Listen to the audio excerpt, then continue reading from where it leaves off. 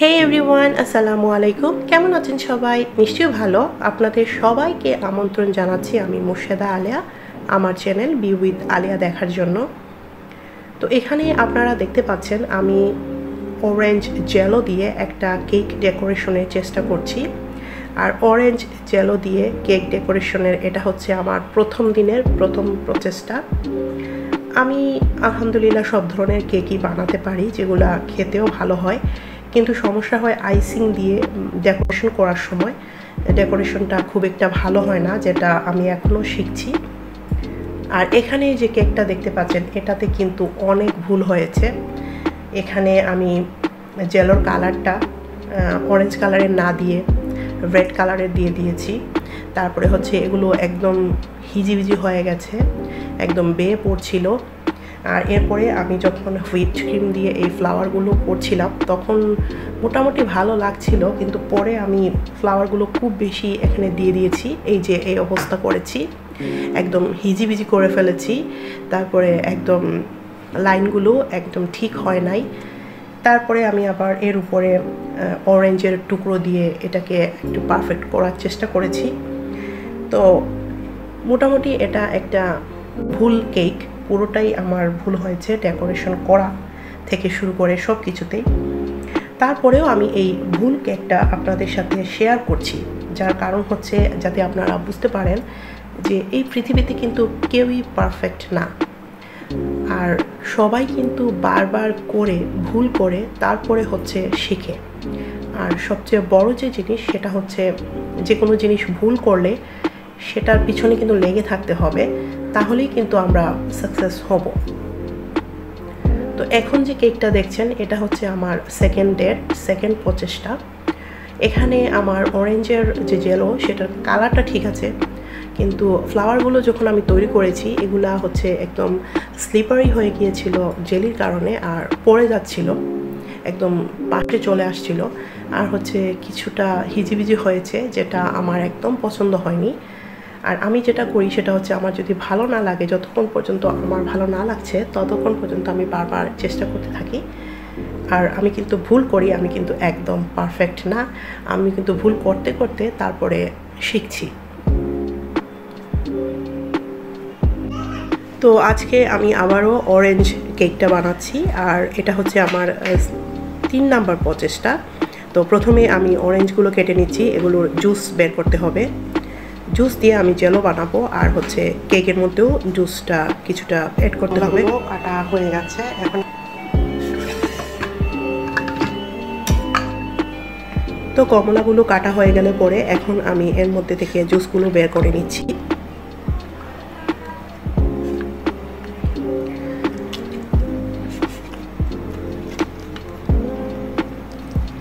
তো ওইদিকে হচ্ছে সাইন চলে আসছে আমাকে হেল্প করার জন্য, ও জুস বের করতে চেষ্টা করছে। তো সুন্দর করে করো।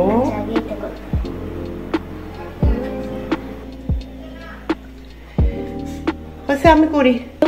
এখন আমরা এটার মধ্যে নিয়ে নিচ্ছি হাফ কাপ পরিমাণ হচ্ছে অরেঞ্জ জুস। 2 টেবিল চামচ হচ্ছে কর্নফ্লাওয়ার নিয়েছি।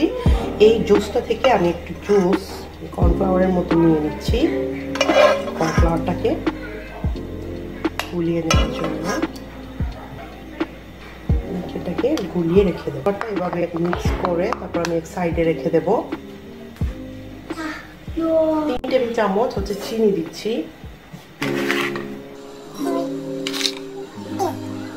চিনি দিয়ে এখন আমি এখানে আলমন্ড দিয়ে দেবো।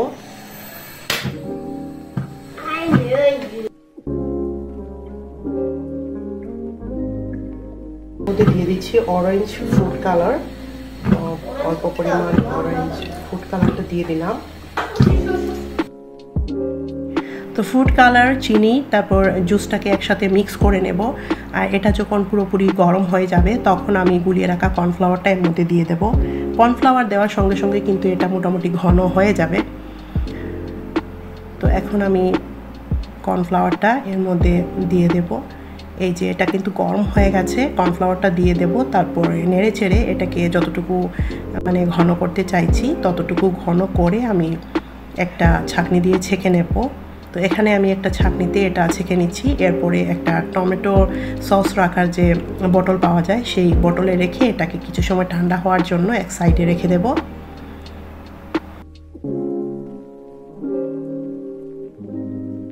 লাগবে হচ্ছে 4টা ডিম। তো এখন আমি ডিমের সাদা অংশ আর কুসুমটা একটু আলাদা করে নেব। তো এদিকে আমি কেকটা বানানোর প্রিপারেশন শুরু করে নিয়েছি। এখানে 4টা ডিম নিয়েছি। আগে ডিমের কুসুমটাকে আলাদা করছি, কুসুমে একদিকে রাখছি আর হচ্ছে সাদা অংশটা একদিকে রেখে দিচ্ছি।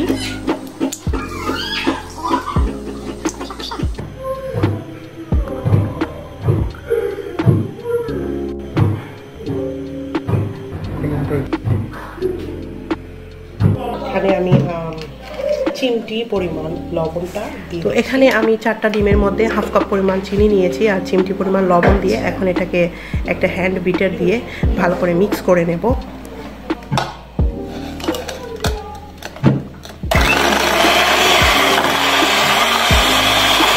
আমরা এর মধ্যে অ্যাড করছি হচ্ছে 1/4 কাপ সয়াবিন তেল। আবারও এটাকে অরেঞ্জের যে ফুড কালারটা ছিল সেটা দিয়ে দিচ্ছি 1 চা চামচের মতো। কালারটা কম হচ্ছে সেজন্য আমি 1 চা চামচ দিয়েছি। এখন আবারও এটাকে আচ্ছা এখন আমি এর মধ্যে দিচ্ছি একদম ফ্রেশ 1/4 কাপ অরেঞ্জ জুসটা দিয়ে দিলাম। এটা আমরা দিয়ে দিচ্ছি প্রায় 1 কাপ পরিমাণ ময়দা। এখন এখানে অ্যাড করব। চলো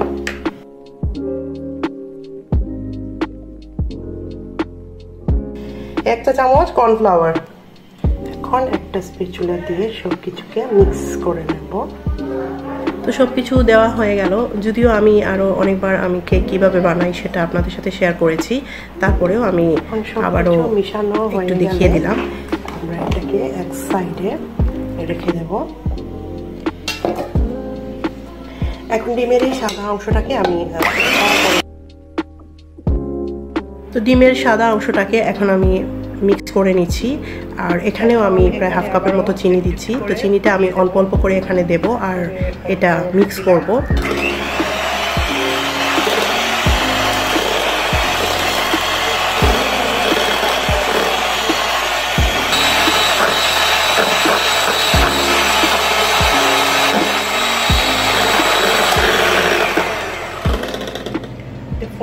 স্ট্রাকচারে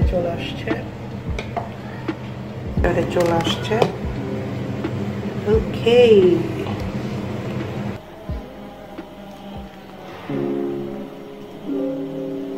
এখন আমি ডিমের যে মিশ্রণটা মানে কুসুমের যে মিশ্রণটা আগে মিক্স করে রেখেছিলাম সেটার সাথে এই ডিমের সাদা অংশের ফোমি অংশটা একটু একটু করে মিক্স করে নিচ্ছি। আর এখন আমি একটা বাটি নিয়েছি যেটার মধ্যে আমি কেকটা বেক করব। আজকে আমি চুলায় কেকটা বেক করছি। তো এখানে কাগজ কেটে নিলাম, বাটার যে পেপারগুলো থাকে সেগুলো একটা মাপ নিয়ে কেটে তারপর ওটার মধ্যে বিছিয়ে দিচ্ছি। যেটাই থাকে সেটা ব্রাশ করে দেব।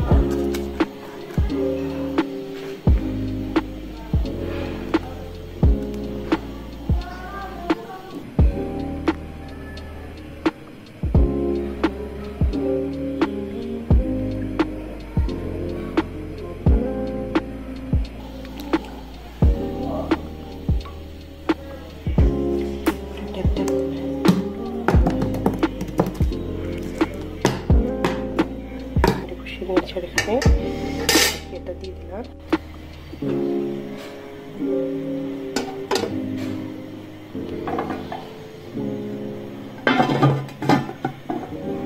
40 মিনিটের জন্য আমি এটা ঢাকা। এখন কেকটা হয়ে আসছে।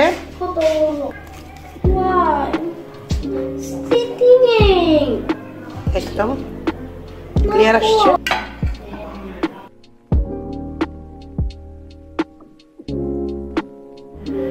এখন আমি কেকটাকে একটু সময় ঠান্ডা হতে দেবার পরে কাগজটা খুলে নিচ্ছি। আর এখানে আমি সুগার যে সিরাপটা থাকে সেটা বানাচ্ছি। জাস্ট চিনি নিয়েছি আর সাথে গরম পানি দিয়ে মিক্স করলেই সুগার সিরাপটা তৈরি হয়ে যাবে। আর কেকটা আমি 3 টুকরো করে কেটেছি। এখন আমি এটা ডেকোরেশন করতে চলে যাচ্ছি।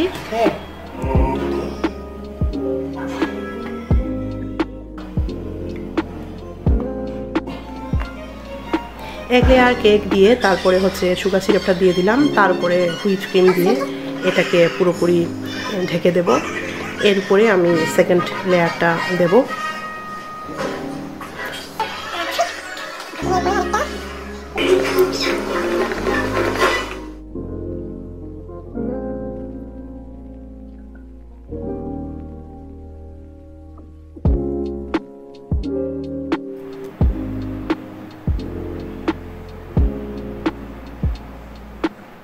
তো এখন আমি এর উপরে 3 নম্বর যে লেয়ারটা সেটা দিয়েছি, এর মধ্যে আমি সুগার সিরাপটা দিয়ে দিচ্ছি। তারপরে হচ্ছে এখানে হুইপ ক্রিম দিয়ে পুরো কেকটাকে এখন ঢেকে দিতে হবে।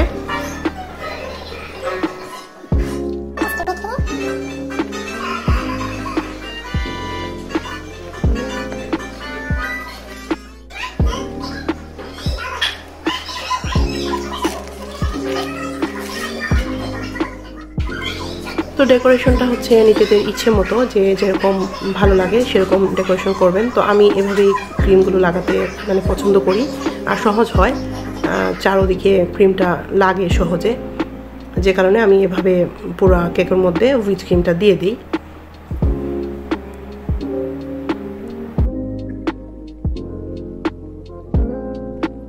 এটা নিলাম, নিয়ে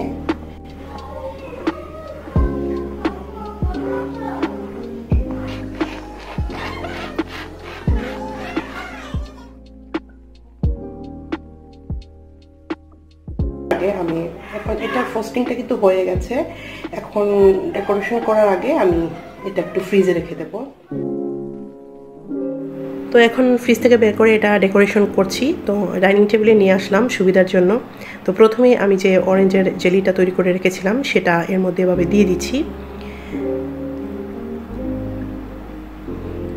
এটা দিয়ে দেওয়ার পরে আমি এই নাজলটা ইউজ করছি। এখানে আমি একটু ঝুড়ি টাইপের বানাবো।